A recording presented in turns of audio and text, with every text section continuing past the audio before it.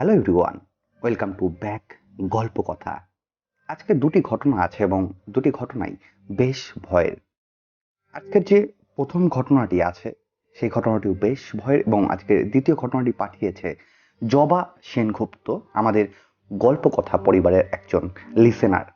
তাই আজকের দুটি ঘটনায় বেশ ভয়ের।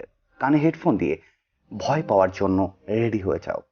আজকের যে প্রথম ঘটনাটি আছে, আজ এই প্রথম ঘটনাটি লিখেছেন মিতালি সরকার এবং তিনি ঘটনাটি যেভাবে লিখেছে আমি ঠিক সেভাবেই পড়ছি।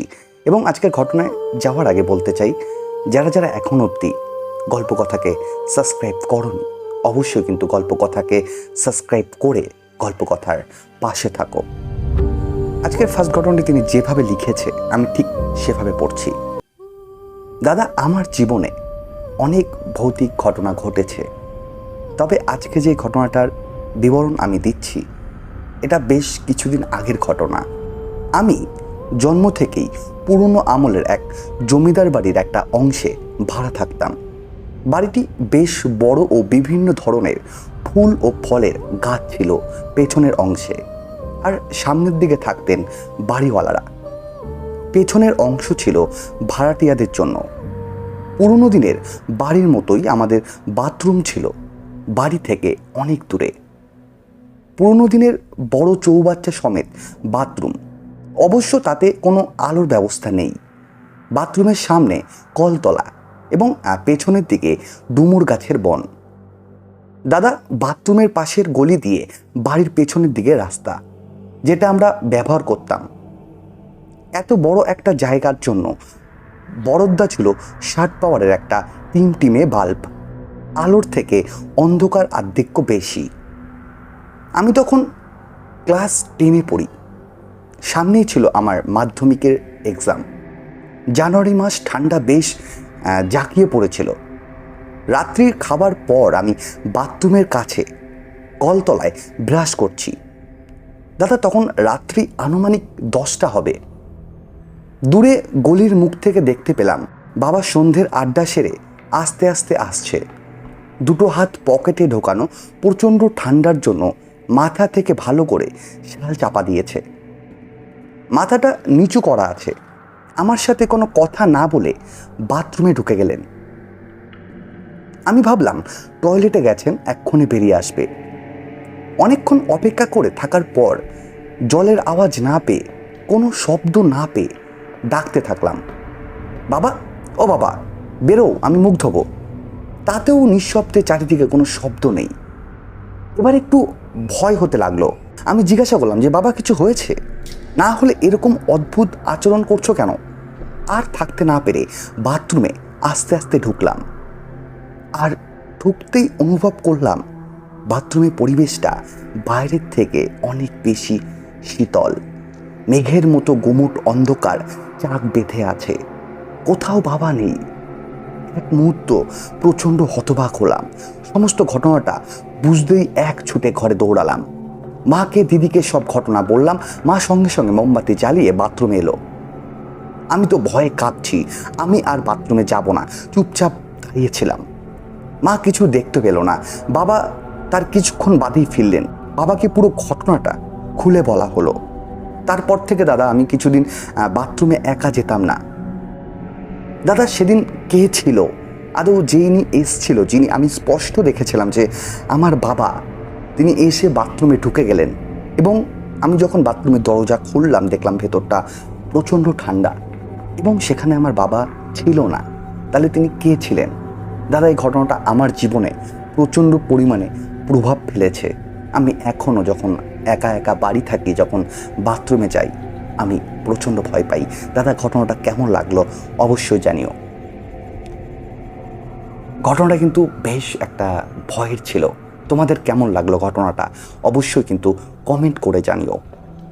সত্যি ঘটনাটা কিন্তু বেশ ভয়ের। ধরো আমরা বাড়িতে আছি এবং বুঝতে পেলাম যে আমাদের বাথরুমের দরজা খুলে কেউ ঢুকলো এবং আমরা বাইরে গিয়ে দাঁড়িয়ে আছি। বুঝতে পারছি যে ভেতরে কেউ বসে আছে, কিন্তু না, ভেতরে কেউ নেই। এই মুহূর্তে তোমার কেমন লাগবে? তবে তুমি ভেতর থেকে একটা গানের বা গুনগুন করে কোনো শব্দ পাচ্ছ। অবশ্যই কিন্তু কমেন্ট করে জানিও যদি এরকমটা হয়ে থাকে। চলে যাচ্ছি আজকের দ্বিতীয় ঘটনা, এবং দ্বিতীয় ঘটনা যাওয়ার আগে বলতে চাই, তোমরাও যদি গল্প কথায় ঘটনা পাঠাতে চাও তাহলে তোমাদের কি করতে হবে। ডেসক্রিপশন বক্সে আমি একটা ইমেল আইডি দিয়ে রেখেছি, সেই ইমেল আইডিতে গিয়ে তোমরা ঘটনা লিখে পাঠাতে পারো। এবং তোমরা যদি মনে করো আমাকে ফেসবুকে ফলো করতে পারো, আমি লিংক ডিসক্রিপশানে দেওয়া আছে গল্প কথা নামে, সেখানে গিয়ে আমাকে SMS করো, আমি তোমাদের ফ্রেন্ড রিকোয়েস্ট অ্যাকসেপ্ট করে নেব এবং সেখানে তুমি আমায় ইনবক্সে ঘটনা পাঠাও। আজকের যে দ্বিতীয় ঘটনাটি আছে পাঠিয়েছে জবা সেনগুপ্ত, আমাদের গল্পকথা পরিবারের একজন সদস্য। তিনি আমাকে ঘটনাটি পাঠিয়েছে গল্পকথার ফেসবুকে, ইনবক্স করে ঘটনাটি আমাকে পাঠিয়েছে এবং তিনি ঘটনাটি যেভাবে লিখেছে আমি ঘটনাটি ঠিক সেভাবে পড়ছি। লিখেছে যে, দাদা আমার নাম জবা সেনগুপ্ত, আমি আজ যেই ঘটনাটা বলবো সেটা আমার বাবার সঙ্গে ঘটে যাওয়া একটা ঘটনা। আমার বাবার নাম লেট বিনোদ চন্দ্র রায়। বাবা তখন পুলিশে চাকরি করতেন আর তখন বিয়েও করেছে নতুন। বাবার পোস্টিং শিলিগুড়িতে, ক্যাম্প হয়েছে মহানন্দা পাড়ে। একটি সব বন্ধুরা মিলে ঠিক করে রাতে একটা পিকনিক খাবে। আমার বাবার নদীতে জল আনার দায়িত্ব পড়ে। সেই মতো বাবা জলের জায়গা নিয়ে পূর্ণিমার রাতে হাতে মাটির কলসি, তাতে জল নিয়ে গুনগুন করে গান করতে করতে আসছিল। তখনই আমার বাবার সাথে সেই ঘটনাটা ঘটে। দেখে এক বুড়ি প্রায় 6 ফুট লম্বা বাবার কাছে এসে বলে যে, আমি 7 দিন কিছু খাইনি, আমাকে খেতে দে। তখন বাবা সেই বুড়িটাকে ওখানে এত সন্ধ্যাবেলা দেখে বাবা প্রথমে অবাক হয়ে যায়।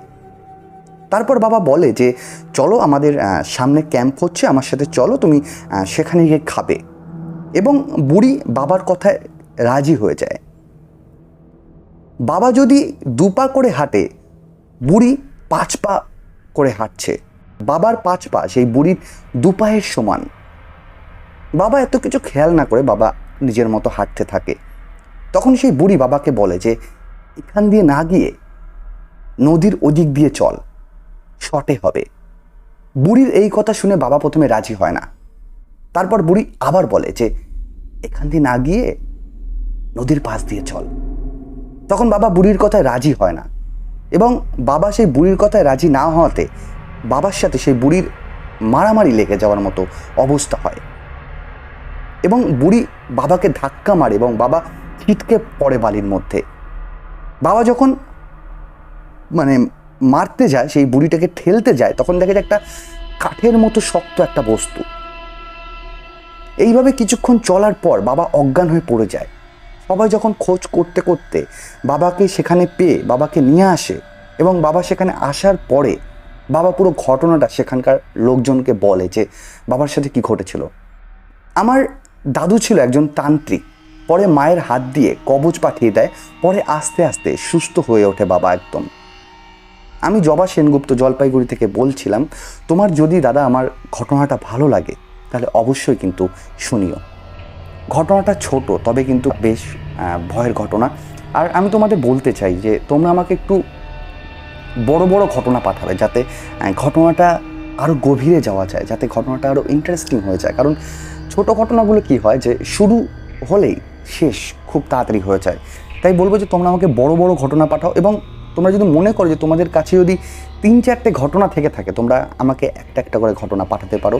এমন নয় যে তোমরা একটা ঘটনা পাঠানোর পর আমি তোমাদের দ্বিতীয় ঘটনা পড়বো না। তোমাদের জীবনে যা যা ঘটনা আছে, শোনা ঘটনা হোক বা নিজের সাথে ঘটনা হোক, তোমরা সব রকম ঘটনা আমাকে পাঠাতে পারো, এবং আমি তোমাদের ঘটনা অবশ্যই কিন্তু পড়ে শোনাবো, কারণ তোমাদের জন্যই কিন্তু এত কিছু। অনেক ধন্যবাদ আজকের 2টি ঘটনা শোনার জন্য। এবং তোমাদের কেমন লাগলো আজকে 2টি ঘটনাই অবশ্যই কিন্তু কমেন্ট করে জানিও। এবং তোমাদেরকেও বলতে চাই, তোমরাও যদি গল্প কথায় ঘটনা পাঠাতে চাও তোমাদেরকে কি করতে হবে। ডিসক্রিপশন বক্সে একটি ইমেল আইডি দেওয়া আছে, সেই ইমেল আইডিতে গিয়ে আমাকে ঘটনা লিখে পাঠাতে পারো। অথবা তোমরা যদি আমাকে মনে করো ফেসবুকে ঘটনা পাঠাবে, সেটাও ডিসক্রিপশন দেওয়া আছে, তোমরা সেখানে গিয়ে আমাকে ঘটনা লিখে পাঠাতে পারো। এবং যারা আজকে ফার্স্ট টাইম শুনছো গল্প কথাকে, তাদেরকে বলবো অবশ্যই কিন্তু চ্যানেলটা সাবস্ক্রাইব করে গল্প কথার পাশে থেকো এবং ঘটনাগুলিকে বেশি বেশি করে শেয়ার করে দাও এবং ভালো লাগলে লাইক এবং কমেন্ট করে দিও। অনেক ধন্যবাদ আজকে দুটি ঘটনাই শোনার জন্য।